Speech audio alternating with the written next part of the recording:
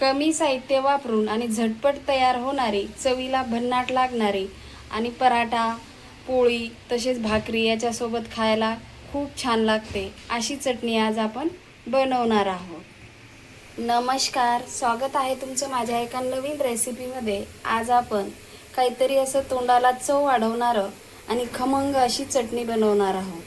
तर माझी recipe skip न करता पूर्ण बघा, लाईक, शेअर आणि सबस्क्राईब करा. चटणी बनवण्यासाठी आपण आता इथे मिरची अशी घेतलेली आहे. ही मिरची कमी तिखट आहे.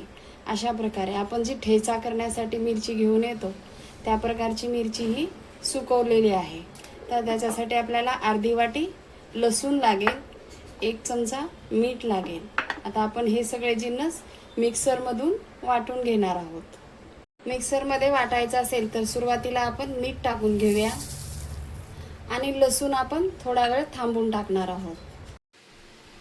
अशा प्रकारे आपण चालू बंद म्हणजेच पल्स मोडवर मिरची आणि मीठ वाटून घेतलेलं आहे. आता आपण याच्यामध्ये लसूण घालून वाटून घेणार आहोत.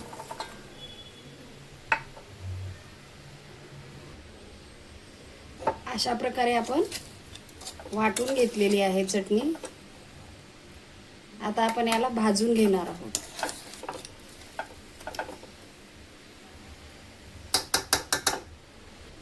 गॅसवर आता आपण तवा ठेवलेला आहे. 2 चम्मच आपण तेल टाकून घेणार आहोत.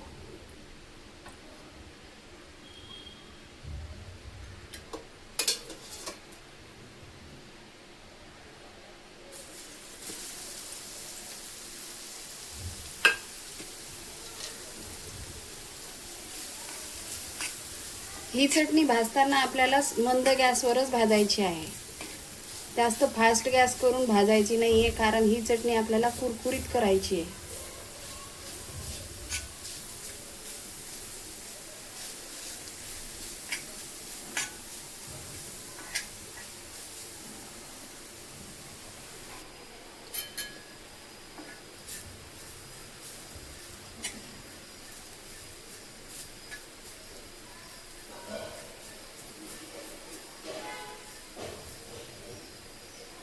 सगळ्याची लसणाची चटणी बनवण्याची पद्धत वेगळी वेगळी असते. याला मंद गॅसवर सारखं ढवळत राहायचं आहे आपल्याला.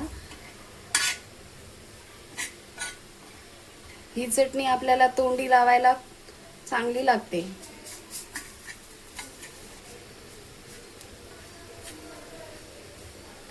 ज्याला तोंडी लावायला काही ना काही पाहिजे त्याने अशा प्रकारे चटणी करून नक्की बघा. आपली चटणी आता छान भाजलेली आहे. आपण हिला काढून घेणार आहोत आता.